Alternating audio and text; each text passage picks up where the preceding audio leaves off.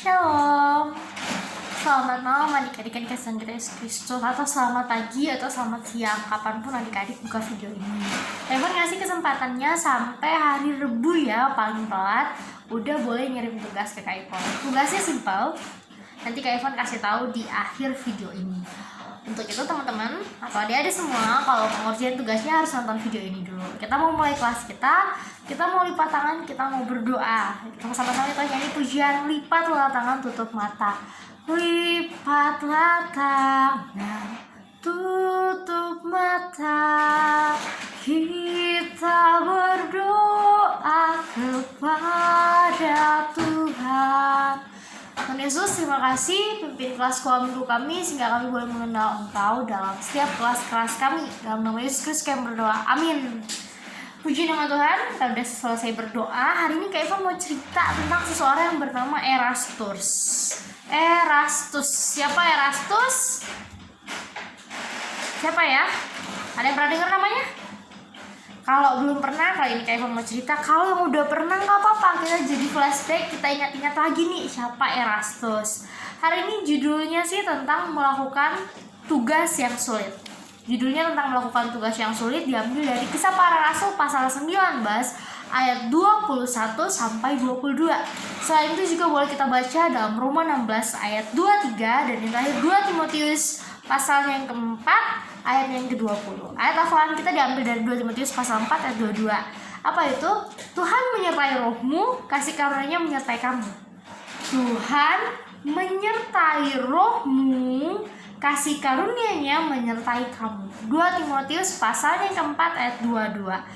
Teman-teman, tugas yang pertama buat video ayat hafalan. Sekali lagi, tugas yang pertama buat video ayat hafalan, boleh dicatat. Oke, melakukan tugas yang sulit. Ayat hafalan sulit nggak? Mungkin sulit, mungkin juga enggak. Tapi itu tugas yang pertama yang harus teman-teman lakukan. Hari ini kami mau cerita tentang Erastus. Erastus ini seorang murid atau seorang anak yang dipimpin oleh Rasul Paulus. Dia bersama Timotius mendapat tugas yang lumayan sulit dari Rasul Paulus. Pada waktu itu Rasul Paulus dalam perjalanan pulang pengen ke Yerusalem, tapi ternyata di Yerusalem ada masalah yang dialami jemaat. Mereka mengalami masalah yang membutuhkan bantuan secara dana, khususnya teman-teman. Dana berarti uang ya, oke. Mereka butuh bantuan karena ada penganiayaan dan kesulitan beberapa hal yang penting di Yerusalem. Sehingga akhirnya Rasul Paulus mengutus 2 orang. Yang pertama Timotius, yang kedua yang bernama Erastus. Nah, saat ini Kak Ivon mau cerita tentang seseorang yang bernama Erastus ini. Dia ternyata kalau dicek dalam sejarah, dia merupakan salah satu orang penting di sejarah Korintus. Di mana ya Kak Ivon Korintus? Mau gampang, teman-teman boleh buka Alkitab, di bagian belakang ada peta perjanjian baru zaman Rasul Paulus. Di situ pasti ada namanya kota Korintus. Mau lebih gampang lagi, semuanya punya gadget, googling, search di mana itu Korintus dan kota seperti apa itu Korintus. Dengan demikian kamu akan mengetahui seperti apa ya Korintus, seru nggak ya di sana? Apa yang buat Erastus kesulitan bekerja di sana? Nah, Erastus itu dikenal sebagai orang Kristen yang hebat.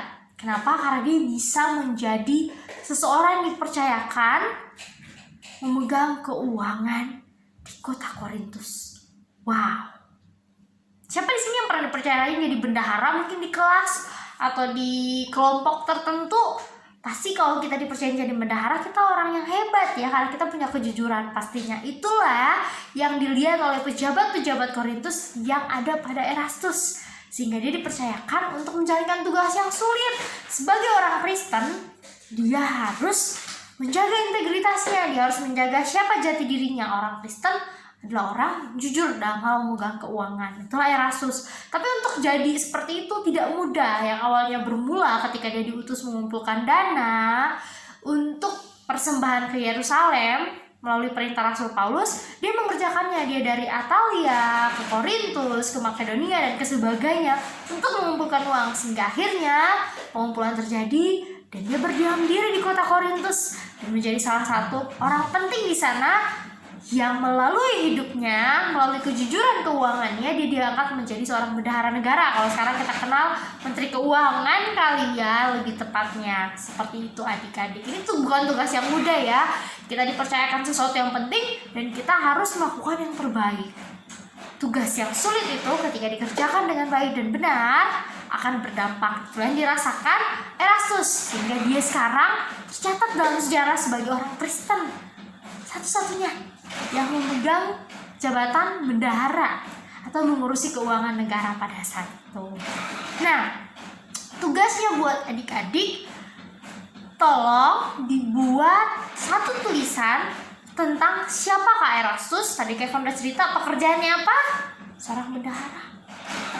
Seorang apa? Bendahara. Terus yang kedua, dia muridnya siapa si Erastus ini? Terus siapa temen yang diutus bersama-sama dengan dia? Ada 3 ya. Siapa Erastus? Pekerjaannya sebagai apa? Di kota apa? Itu harus ada dijelaskan. Kemudian dia murid dari siapa? Kemudian siapa rekannya yang diutus bersama-sama dengan dia? Adik-adik boleh buat dalam tulisan di buku adik-adik sekalian. Boleh juga buat dalam bentuk video. Misalnya kayak gini, Erastus itu seorang gembala. Kalau salah gitu, salah kan, tapi yang benernya adik-adik harus bilang.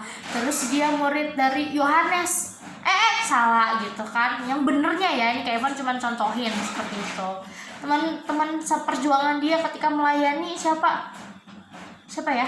Timotius gitu? Ya, Timotius benar. Tapi di luar yang Ivan bilang tadi yang salah-salah, teman-teman harus dengar cerita ini biar tahu siapa Erastus. Oke?